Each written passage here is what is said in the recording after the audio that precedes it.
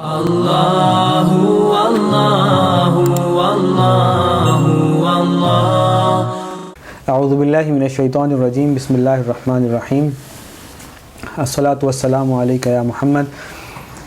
الحمدللہ اللہ کے فضل و کرم سے پوری دنیا سے لوگ پاکستان میں آ رہے ہیں اور ہمارے اس پیغام کو سمجھ رہے ہیں اور اس پر لبیک کہہ رہے ہیں کہ پاکستان ہی اللہ کی وہ سرزمین ہے جہاں سے انشاءاللہ مستقبل قریب میں، یعنی قیامت کے بالکل قریب آخر الزمان میں جس کا وقت بالکل آ چکا ہے، وہ فوجیں نکلیں گی جو حجاز مقدس میں جا کے امام المہدی کی نصرت کریں گی۔ اور پاکستان کے ہی ایک شخص محمد قاسم بن عبد الکریم کو اللہ تعالیٰ ان کے خوابوں کے ذریعے مستقبل کے حالات بتا رہا ہے اور اللہ تعالیٰ ان کو انفارم کر رہا ہے اور گائیڈنس دے رہا ہے کہ کس طرح امت مسلمہ اندھیروں سے نکل سکتی ہے۔ اور الحمدللہ ہم یہ اذان پچھلے کچھ عرصے سے دینا شروع کی کہ محمد قاسم بن عبد الکریم مستقبل قریب میں امام المہدی ہو سکتے ہیں۔ ہم سب کو اس کے اوپر غور کرنا چاہیے، اس کے اوپر دھیان دینا چاہیے اور علماء کا کام بنتا ہے کہ اس اللہ کی طرف سے آئے ہوئے اس پیغام کو سمجھ کر اس کی تائید اور نصرت کریں۔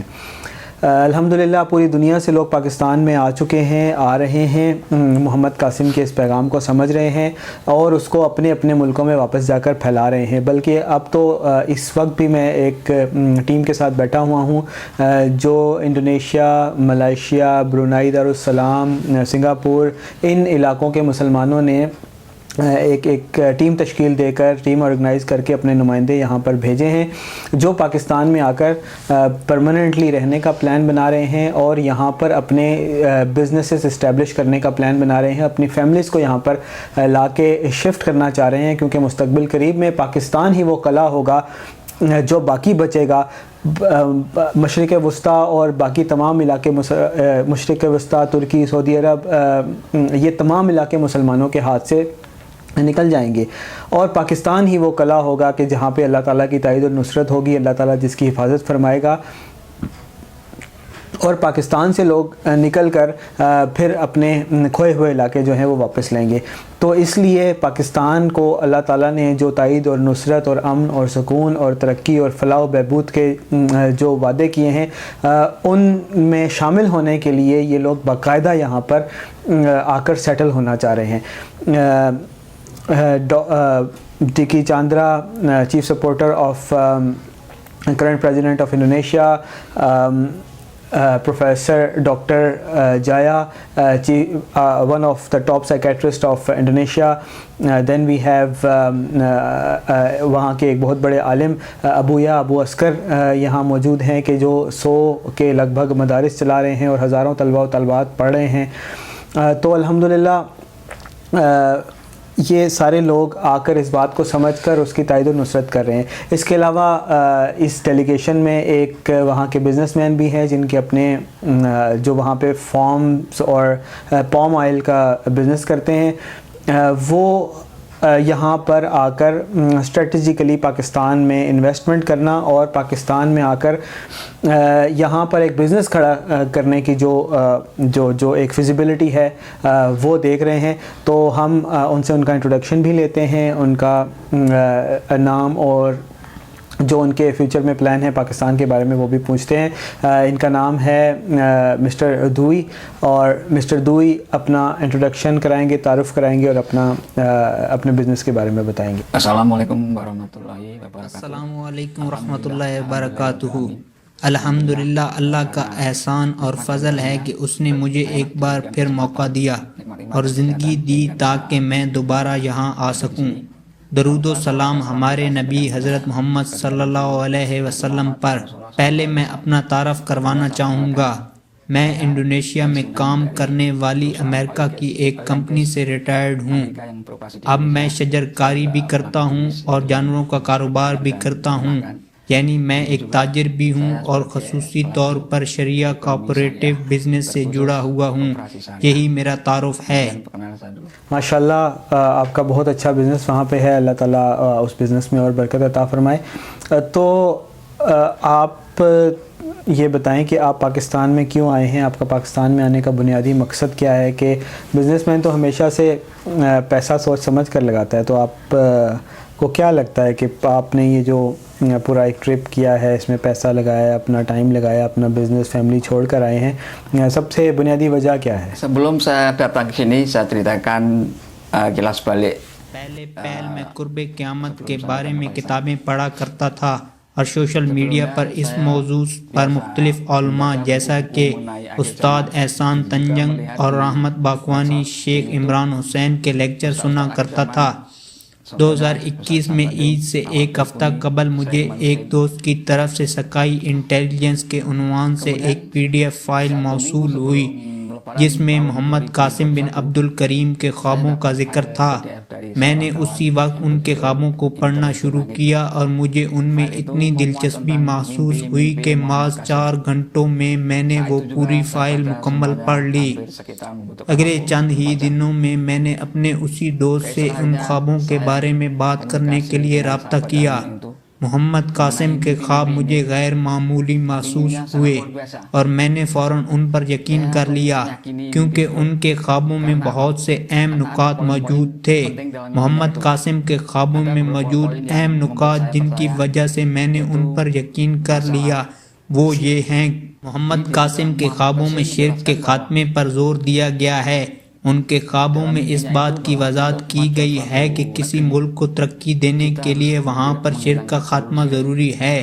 اس کے علاوہ دیگر انبیاء کرام کا کام جو کہ الہامی کتابوں کی متعدد آیات میں بیان ہوا ہے وہ بھی یہی تھا کہ تمام انبیاء کرام نے اس دنیا میں شرک کے خاتمے کے لیے کام کیا۔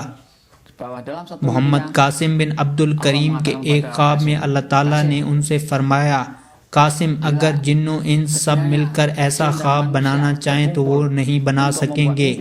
یہ خواب ہو بہو ویسا ہی ہے جیسے قرآن میں بیان ہوا ہے کہ اگر جنوں ان سب مل کر اس قرآن کی ایک آیت بھی بنانا چاہیں تو وہ نہیں بنا سکیں گے۔ پھر ایک اور بات جس نے مجھے محمد قاسم کے خوابوں پر یقین کرنے کے لیے مجبور کیا وہ یہ ہے کہ ان کے ایک خواب میں ہے کہ نبی محمد صلی اللہ علیہ وسلم نے محمد قاسم سے مخاطب ہو کر فرمایا: قاسم، جو بھی آپ کی مدد کرتا ہے وہ دراصل میری مدد کرتا ہے اور ان کے نام سونے کے کاغذ پر لکھے جائیں گے۔ محمد قاسم کے خوابوں میں موجود ایک اہم نقطہ یہ بھی ہے کہ اللہ تعالیٰ نے محمد قاسم کے ایک خواب میں محمد قاسم سے مخاطب ہو کر فرمایا: قاسم، اگر کوئی تم سے کہے کہ تم جھوٹ بول رہے ہو تو اس کو دعوت دو کہ آؤ، تم بھی آؤ اور میں بھی آتا ہوں، اور دونوں مل کر جھوٹوں پر اللہ کی لعنت بھیجتے ہیں۔ محمد قاسم کے خواب ایسے ہیں جن کو پڑھ کر محسوس ہوتا ہے کہ یہ خواب قرآن و حدیث کے مطابق ہیں۔ کچھ دنوں بعد میں نے غزہ گروپ میں شمولیت اختیار کر لی۔ وہاں محمد قاسم کے خوابوں پر یقین رکھنے والے کئی لوگ موجود تھے جنہیں مددگار کہا جاتا ہے۔ اس گروپ میں نے محمد قاسم کے خوابوں کے بارے میں اپنی معلومات شیئر کی جن میں پاکستان کا دورہ کرنے کا منصوبہ بھی شامل تھا۔ اگر مجھے محمد قاسم کے خوابوں کی سمجھ نہ آئی ہوئی ہوتی تو غزہ کے سربراہ دکی چاندیا بھائی سے رجوع کرتا۔ دسمبر 2021 کے آس پاس میں نے دکی چاندیا سے بات کی اور انہوں نے مجھے محمد قاسم بن عبد الکریم سے براہ راست ملاقات کرنے کے لیے پاکستان آنے کی دعوت دی۔ میں نے غزہ کے چیئرمین دکی چاندیا کی پاکستان آنے کی دعوت قبول کی اور میں پاکستان آ گیا۔ Apa visi Anda tentang Pakistan di masa depan? Oke. Sesuai mimpi-mimpi saya yang saya pelajari, Pakistan محمد قاسم کے خوابوں کے مطابق پاکستان کی سرزمین کو پاک سرزمین یا برکت والی سرزمین بتایا گیا ہے۔ محمد قاسم کے خوابوں سے پتہ چلتا ہے کہ یہیں سے مسلمانوں کے عروج کی تاریخ کا سنگ میل شروع ہوگا۔ اسلامی نشاط الثانیہ کی قیادت سید محمد قاسم کریں گے جو کہ مستقبل میں امام مہدی بنیں گے انشاءاللہ، اور وہ نبی حضرت محمد صلی اللہ علیہ وسلم کے اصل اسلام کو دنیا بھر میں نافذ کر دیں گے۔ محمد قاسم کے خوابوں کے روح سے اسلام کے 3 موجودہ قلعوں یعنی کہ ترکی، سعودی عربیہ اور پاکستان کو دجال اور اس کے کرندے تباہ کرنے کی کوشش کریں گے۔ پہلے ترکی گرے گا، پھر سعودی عربیہ اور آخر میں دجال اور اس کے کرندے پاکستان کو تباہ کرنے کی کوشش کریں گے، لیکن اللہ اپنے فضل و کرم سے پاکستان کے دفاع کے لیے محمد قاسم کو بھیجے گا۔ پاکستان آخر کار جیت جائے گا اور بھارت، بنگلہ دیش اور ارد گرد کے تمام ممالک کو کنٹرول کرنے میں کامیاب ہو جائے گا۔